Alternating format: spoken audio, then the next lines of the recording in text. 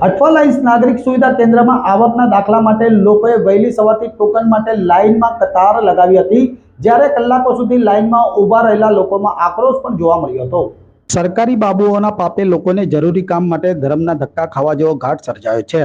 5 જેટલા આંકડામાં પગાર લેતા સરકારી બાબુઓની આળસના કારણે ગરીબ અને મધ્યમ વર્ગના લોકોએ ભોગ બનવાનો વારો આવે છે।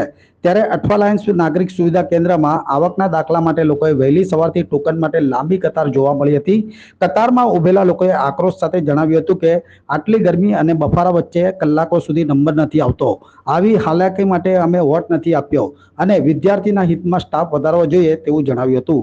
આવકનો દાખલો સરળતાથી મળી જાય એવી વ્યવસ્થા કરવી જોઈએ, તેમજ આ મામલે કોઈને કંઈ રસ નથી, બસ આવક ક્યાંથી થાય તો તમામ કાર્યો ઝડપી થાય તેવા આરોપ લોકો દ્વારા કરવામાં આવ્યા હતા।